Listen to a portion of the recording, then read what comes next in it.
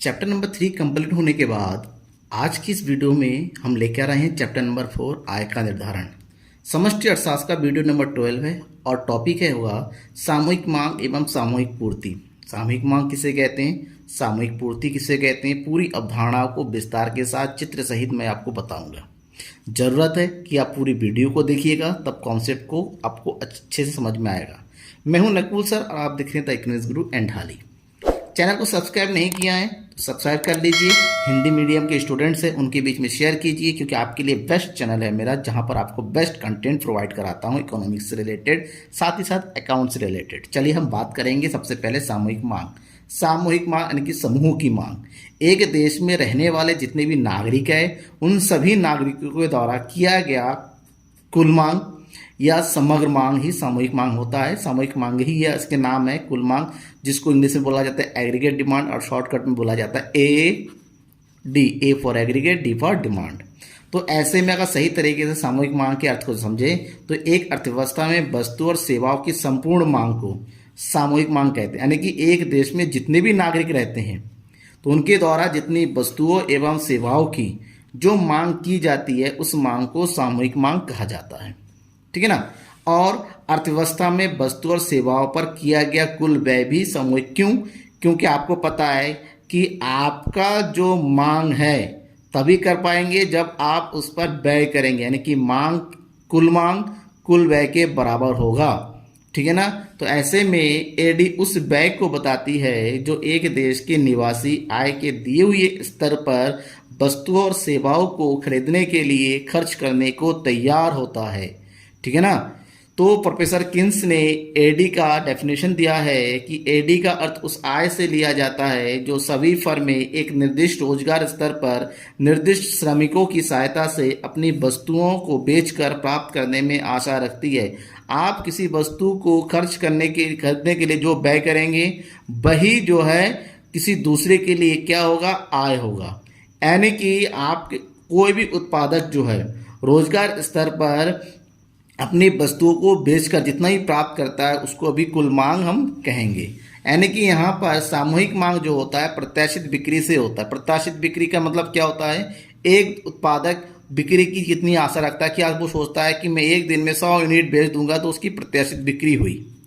अब सामूहिक मांग के जी अंगों की अगर बात करते हैं, सामूहिक मांग के दो प्रमुख अंग है, उपभोग मांग और निवेश मांग। उपभोग मतलब लोगों के द्वारा उपभोग की वस्तुओं सेवाओं पर किया गया व्यय, उपभोग मांग। और उसके बाद वो उत्पादक कार्यों के लिए जो भी निवेश करते हैं, उत्पादन के लिए जो व्यय करते हैं उसको निवेश। तो दोनों ही एक प्रकार का व्यय है। ये उपभोग के लिए किया गया व्यय, ये उत्पादन पर किया गया व्यय। उपभोग के लिए किया गया व्यय उपभोग मांग कहलाता है और उत्पादन के लिए किया गया व्यय निवेश मांग कहते हैं। दोनों का टोटल सामूहिक मांग के बराबर होता है। उपभोग मांग और निवेश मांग को दो कैटेगरी में बांट सकते हैं, निजी उपभोग मांग और सार्वजनिक। निजी का मतलब पारिवारिक द्वारा, परिवारों के द्वारा किया गया उपभोग, और सार्वजनिक मतलब होता है सरकार के द्वारा किया गया देश के विकास के लिए। उसी प्रकार निवेश, निजी पारिवारिक द्वारा किया गया उत्पादन प्रक्रिया में निवेश और सरकार के द्वारा किया गया उत्पादन पर निवेश। ठीक है ना। इन दोनों का टोटल उपभोग मांग, इन दोनों का टोटल निवेश मांग होता है। ऐसे में प्रोफेसर किन्स ने इसके बारे में एक छोटा सा डेफिनेशन दिया हुआ है, एक समझाया फार्मूले बेस में कि सामूहिक मांग हमेशा उस देश के सामूहिक व्यय के बराबर होता है। यहाँ पर सामूहिक मांग को अगर एडी से रिप्रेजेंट करते हैं देन सामूहिक व्यय बराबर क्या हो जाएगा, सामूहिक व्यय की दोनों व्यय, उपभोग और निवेश दोनों का टोटल। तो ऐसे में उपभोग को शॉर्टकट में क्या लिखते हैं, सी फॉर कंजप्शन, और निवेश को शॉर्टकट में लिखते हैं आई फॉर इन्वेस्टमेंट। बेसिकली हमें ये ध्यान में रखना है कि इन्वेस्टमेंट हमेशा किसी भी राज्य में क्या होता है, कांस्टेंट माना जाता है। ठीक है ना। ये हमेशा क्या होता है, समान रहता है, चाहे उत्पादन जीरो हो या फिर कुछ भी हो, ये कांस्टेंट माना जाता है। और अर्थव्यवस्था में रोजगार का स्तर एडी पर निर्भर करता है। जैसे जैसे कुल मांग में वृद्धि होती चली जाती है रोजगार भी वृद्धि होगी, कुल मांग में कमी होगी तो रोजगार में भी कमी होती चलेगी। यानी कि दोनों एक दूसरे पर निर्भर करता है और सामूहिक मांग के द्वारा ही रोजगार स्तर को निर्धारित किया भी जाता है। कैसे निर्धारित हो रहा है उसको मैं अगले वीडियो में बताऊंगा। इसके बाद अगर इसको और अच्छे से समझना है सामूहिक मांग को, सबसे पहले सामूहिक मांग अनुसूची को समझना होगा। यह है सामूहिक मांग अनुसूची, जहां पर आय का स्तर दे रखा है, उस आय स्तर पर कितना उपभोग किया जा रहा है और कितना निवेश किया जा रहा है और उपभोग और निवेश का टोटल क्या होता है, सामूहिक मांग होता है, एडी होता है। That mean A D equal to C plus I. आय का स्तर हमने देखा दुगनी गति से बढ़ रहा है, 0, 20, 40। अगर आय का स्तर 0 होने पर भी उपभोग हमेशा होता ही होता है। आप कमाएं या ना कमाएं, लेकिन आपका जो खर्च होता है वो बना रहता है, कुछ ना कुछ खर्च करेंगे ही खाने पीने के लिए। ऐसे में शून्य आय स्तर पर भी उपभोग होता है और इसी उपभोग को इंग्लिश में बोला जाता है ऑटोनोमस कंजप्शन, जिसको लिखा जाता है सी बार से। ठीक है ना। तो उपभोग दुगनी गति से नहीं बढ़ता है, उपभोग बढ़ने का एक कांस्टेंट होता है, 40, 50, 60, 70, 80, 10-10 की वृद्धि हो रहा है। निवेश मैंने पहले ही कर रखा, निवेश हमेशा कांस्टेंट होता है, 0 स्तर पर भी आय के, और आज इतना बढ़ जाए निवेश, तो उपभोग और निवेश दोनों का टोटल करेंगे तब जाके हमारा क्या बनेगा, सामूहिक मांग होगा। 40, 40, 80, 90, 100, 110। ठीक है ना। बेसिकली हम देखेंगे आय जहाँ पर कम है उस वहाँ पर सामूहिक मांग ज़्यादा, लेकिन एक स्तर जरूर आता है जहाँ पर आय और सामूहिक मांग बराबर होता है। उसके बाद एक ऐसा स्तर जहाँ पर आय ज़्यादा हो जाता है और मांग कम हो जाता है, क्योंकि आय बढ़ता है उस हिसाब से हमारी मांग नहीं बढ़ती है कहीं ना कहीं। ठीक है ना। अब इसको अगर हमने डायग्राम बेस पे दिखाया तो एक चीज़ ध्यान में रखेंगे, डायग्राम बेस में इसको दिखाते हैं तो सबसे पहले हम दिखाएंगे निवेश को, क्योंकि निवेश हमारा क्या है, कांस्टेंट है, और कांस्टेंट है मतलब 40 पर रिप्रेजेंट करता है। तो ये हो गया निवेश 40 पॉइंट पर, तो हमने निवेश बना दिया यहाँ पर। ठीक है ना, दैट इज आई। ठीक है ना। और जहाँ पर निवेश होता है उसी बिंदु से कंजप्शन भी शुरू होता है। तो ये 40 है, 40, 50, 60, 70, 80, 90, 100 तक चला जाता है, 180 तक दे रखा है। 180 पर आय होने पर, ठीक है ना, हमारा सामूहिक व्यय कितना है, उपभोग कितना है, 130। ठीक है, 130 यानी कि 140 और 20 के बीच में यहाँ पर।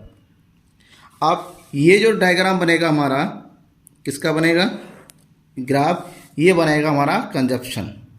ठीक है। अब कंजप्शन जब हमने बना दिया, हम सबको पता है कि C प्लस आई बराबर क्या होता है, एडी, उन दोनों का टोटल करेंगे। तो C प्लस आई अगर एडी हुआ तो नेक्स्ट हमारा जो एडी कर्व बनेगा C और I का टोटल करके C से ठीक ऊपर बनेगा। कहाँ बनेगा, C से ऊपर, यानी कि 180 और 60 के बीच में। और ये पैरेलल रहता है कंजप्शन वाले ग्राफ के बीच में, यानी कि यहाँ से। ठीक है ना, ये देखिए बिल्कुल पैरेलल हो गया। ये हो गया हमारा क्या, A D, that is C plus I. ये हमारा बन गया सामूहिक मांग वक्र। अब सामूहिक मांग वक्र बनाने के बाद अब हम बात करते हैं किसकी, सामूहिक पूर्ति की। सामूहिक पूर्ति क्या है, सामूहिक पूर्ति यानी कि कुल पूर्ति, एक देश के कुल उत्पादक के द्वारा किया गया पूर्ति, किया गया बिक्री, सामूहिक पूर्ति कहलाता है। देश के समस्त उत्पादों के द्वारा की जाने वाली वस्तु और सेवाओं की पूर्ति। ठीक है ना, जिसको हम क्या कहते हैं, बिक्री भी कह सकते हैं। सामूहिक पूर्ति उत्पादकों के उत्पादन पर निर्भर करती है। उत्पादक जितना भी उत्पादन करेंगे उसी को सामूहिक पूर्ति के अंतर्गत रखा जाता है। और एक चीज़ आपको और पता होगा कि किसी भी देश में उत्पादित वस्तु और सेवाओं का जो मौद्रिक मूल्य होता है, जिसको हम कुल पूर्ति कह रहे हैं, वास्तव में इससे पहले वाले चैप्टर नंबर 3 में, राष्ट्रीय चैप्टर नंबर 2 राष्ट्रीय वाले चैप्टर में हमने पढ़ा कि देश से किसी देश के घरेलू सीमा के अंतर्गत वस्तु और सेवाओं का जो मौद्रिक मूल्य होता है वो क्या कहलाता है, सकल घरेलू उत्पाद यानी कि GDP होता है। अब यहाँ पर पढ़ रहे हैं तो उसको सामूहिक पूर्ति कहते हैं। इसका मतलब ये हुआ कि देश का जो सामूहिक पूर्ति है और GDP है, ये दोनों आपस में क्या होता है, हमेशा बराबर होता है। और ये जब बराबर होता है यानी कि देश के कुल साधन आय के भी ये बराबर हो। कुल साधन आय का मतलब होता है ब्याज प्लस लाभ प्लस वेतन या मजदूरी प्लस किराया, ये जो साधन आय थे इनका योग भी GDP के बराबर होता है। GDP सामूहिक पूर्ति के बराबर होता है। और ये कॉन्सेप्ट देने वाले कौन थे, प्रोफेसर कीन्स महोदय। प्रोफेसर कीन्स के अनुसार इस कॉन्सेप्ट का उन्होंने बताया था कि सामूहिक पूर्ति उस देश के उपभोग और बचत के बराबर होता है। That means ES equal to C plus S, C for consumption, S for saving. तो कीन्स की पूरी विचारधारा को समझे तो उन्होंने कहा था कि अर्थव्यवस्था के सभी उद्यमी रोजगार के निश्चित स्तर पर प्राप्त उत्पादन की बिक्री से जिस न्यूनतम आय की आशा अवश्य करते हैं उसे समग्र पूर्ति कहते हैं। यानी कि अर्थव्यवस्था में जितने भी उत्पादक है वो अपने उत्पादों को बिक्री करेंगे, बिक्री करने के बाद उनको एक आय की आशा होती है कि मुझे इतनी इनकम मिलनी चाहिए। उस आय का योग क्या होता है, समग्र पूर्ति होता है। समग्र पूर्ति के अगर अंगों की बात किया जाए, से पूछा जाए समग्र पूर्ति के अंग कौन है, 2 अंग है, एक है उपभोग और एक है बचत। ठीक है ना। बचत मतलब आय का वह भाग जो लोग बचा के रखते हैं, that means y minus C equal to एस। ठीक है ना। y minus C equal to क्या हो जाएगा, s होगा। ठीक है ना। इसका मतलब यह आय के 2 टुकड़े हो जाएंगे, एक होता है उपभोग और एक होगा बचत। जब आय का 2 टुकड़ा सी और एस है और यही दोनों क्या होता है आपका एस होता है, that means S equal to क्या हो जाएगा, वाई हो जाएगा।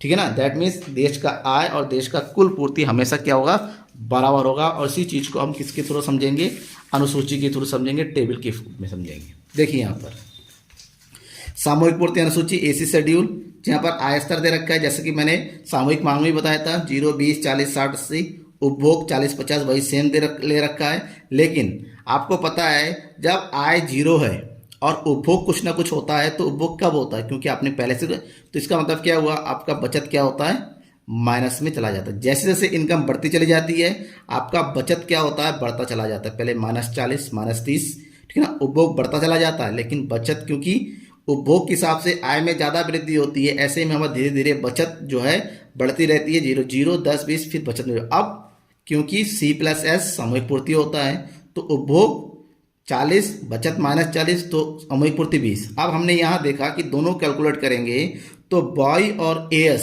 सामूहिक पूर्ति दोनों आपस में क्या हो रहा है, यहाँ पर इक्वल हो रहा है। सो डैट हम कह सकते हैं कि आय ही सामूहिक पूर्ति है। अब इसको अगर ग्राफिकल फॉर्म में शो करेंगे सामूहिक पूर्ति को, तो ग्राफिकल में सब फॉर्म में जब शो करते हैं तो ये हमेशा 45 डिग्री के एंगल पे बनेगा यहाँ पर। ठीक है ना। अब कैसे बनेगा देखिए, ये 180 है, हम 180 पर ये मार्क बना लिया। अब सारे पॉइंट को मिलाएंगे तो ये जो ग्राफ बनेगा कुछ इस तरह से बनेगा, जस्ट लाइक दिस। ठीक है ना। ये जो है आपका क्या होगा, Y, that means A S, और वाई और एस यानी कि C+S। मैंने यहाँ पर C और S को अलग अलग बना के नहीं दिखाया है, ठीक है ना, दोनों को एक ही साथ दिखाया है ताकि आपको समझ में आ जाए। ठीक है ना, कॉन्सेप्ट क्लियर हो जाए। Thank you.